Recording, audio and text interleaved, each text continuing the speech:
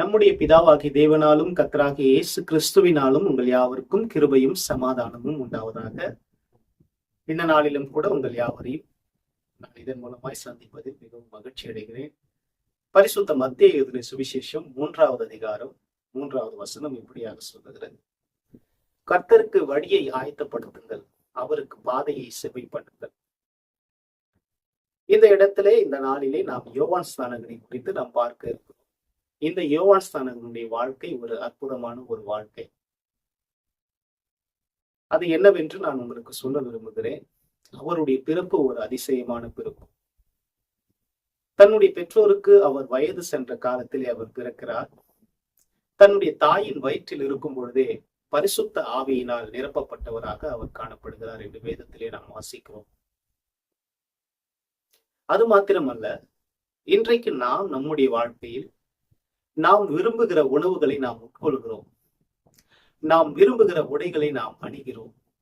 ஆனால் இந்த யோவான் ஸ்நானகனுடைய வாழ்க்கையை நாம் பார்க்கும்போது அவர் என்ன சாப்பிட வேண்டும், அவர் என்ன உடையை உடுக்க வேண்டும் என்று அவர் பிறக்கிறதற்கு முன்பாகவே தீர்மானிக்கப்படுகிறது. இந்த யோவான் ஸ்நானகன் இவை எல்லாவற்றையும் சந்தோஷமாக ஏற்றுக்கொண்டு தன்னுடைய வாழ்க்கையை ஆண்டவருக்கு ஒப்பு கொடுத்து தன்னுடைய வாழ்க்கையின் மூலமாய் ஆண்டவருடைய நாமத்தை மகிமைப்படுத்தினவராக அவர் வாழ்ந்து வந்தார். இன்றைக்கு யோவான் ஸ்நானகனை போல நாமும் நம்முடைய வாழ்க்கையில் ஆண்டவருடைய நாமத்தை மகிமைப்படுத்த அழைக்கப்படுகிறோம். வேதம் இப்படியாக சொல்லுகிறது: கர்த்தருக்கு வழியை ஆயத்தப்படுத்துங்கள். இயேசு கிறிஸ்துவை வேதம் நமக்கு கர்த்தர் என்றும் அறிமுகப்படுத்துகிறது. அவர் கர்த்தராய் இருக்கிறார். இயேசு கிறிஸ்து கன்னி மரியாளிடத்தில் பிறந்து அதற்கு பிறகு வந்தவர் அல்ல. அவர் உலக தோற்றத்திற்கு முன்னாகவே இருக்கிறார் என்று வேதம் நமக்கு சொல்லுகிறது.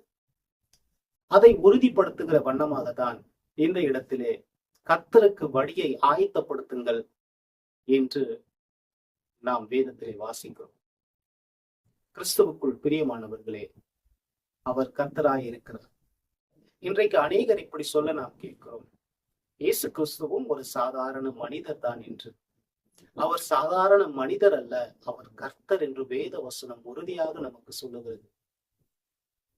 இந்த உலகத்திலே புத்தர், காந்தி என்கிற அநேக ஞானிகள் தோன்றினார்கள், மகான்கள் தோன்றினார்கள்.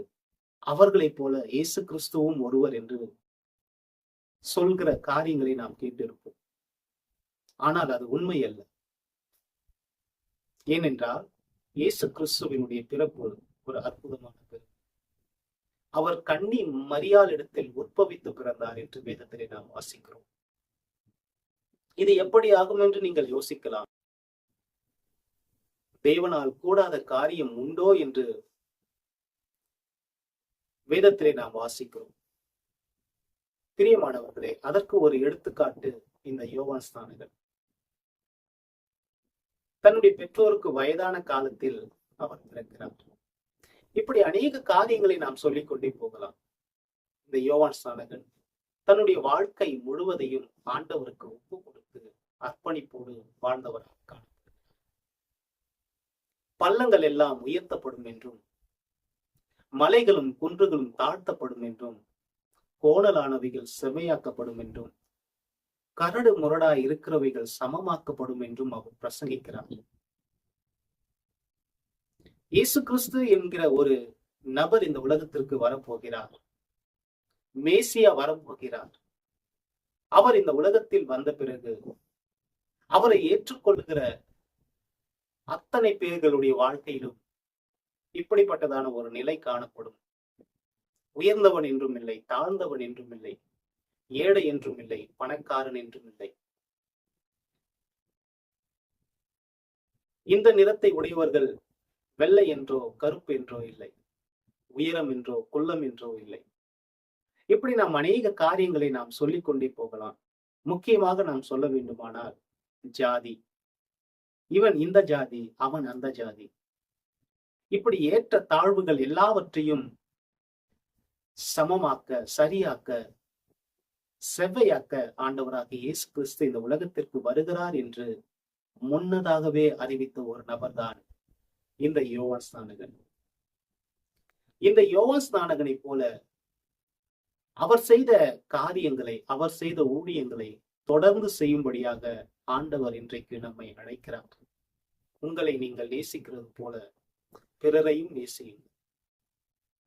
பிறரை நாம் நேசிக்கும் பொழுது நம்முடைய வாழ்க்கையில் எல்லோரையும் ஒரே விதமாக நாம் எண்ணுவோம்.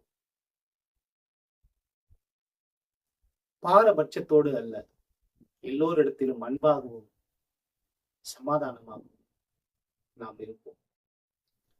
பிரியமானவர்களே, அது மாத்திரமல்ல, இந்த யோவான் ஸ்நானகனுடைய வாழ்க்கையை நாம் பார்க்கும் பொழுது அவர் ஒரு தீர்க்கதரிசியாக இருக்கிறார். ஜனங்கள் எல்லோரும் அவரை அந்த அளவிற்கு மதிக்கிறார்கள். நாங்கள் என்ன செய்ய வேண்டும் என்று அவரிடத்தில் வந்து ஆலோசனைகளை கேட்கிறார்கள். எங்களுக்கு நீர் சொல்லும், நீர்தான் மேசியாவா என்று அவரை கேட்கிறார்.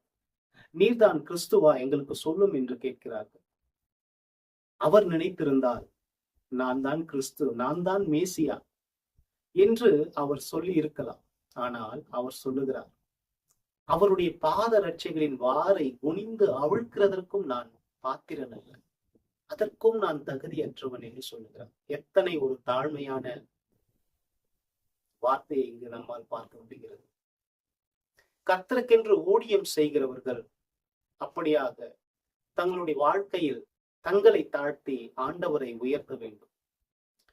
இப்படிப்பட்டதான காரியங்களை நாம் யோவான் ஸ்நானகனுடைய வாழ்க்கையிலிருந்து நாம் கற்றுக்கொள்ள வேண்டும். இயேசு கிறிஸ்து சொல்லி இருக்கிறார், தன்னை தாழ்த்துகிறவன் உயர்த்தப்படுவான், தன்னை உயர்த்துகிறவன் தாழ்த்தப்படுவான் என்று. பிரியமானவர்களே, இந்த யோவான் ஸ்நானகனுடைய வாழ்க்கை ஒரு அற்புதமான ஒரு வாழ்க்கை.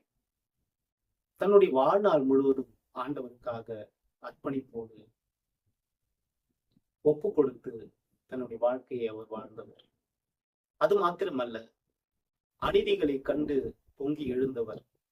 நீதிக்காக தன்னுடைய உயிரையே அவர் துறந்தார். அவருடைய தலையை சிறைச்சேதம் பண்ணினார்கள். இப்படியாக அவர் வாழ்ந்த காலத்தில் உண்மையாக உத்தமத்தோடு தன்னுடைய ஊழியத்தை அவர் செய்தார். வேதம் இப்படியாக சொல்லுகிறது, மனிதர்களுக்கென்று ஊழியம் செய்யாமல் கர்த்தருக்கென்று நல்மனதோடு ஊழியம் செய்யுங்கள். மனுஷர்களுக்கு பயப்படாதிருங்கள். ஆண்டவர் ஒருவருக்கே உங்களுடைய வாழ்க்கையில் நீங்கள் பயப்படுங்கள். இந்த யோவான் ஸ்நானகனை போல நாமும் வாழ கர்த்தர் நமக்கு உதவி செய்வார்கள். ஆமென்.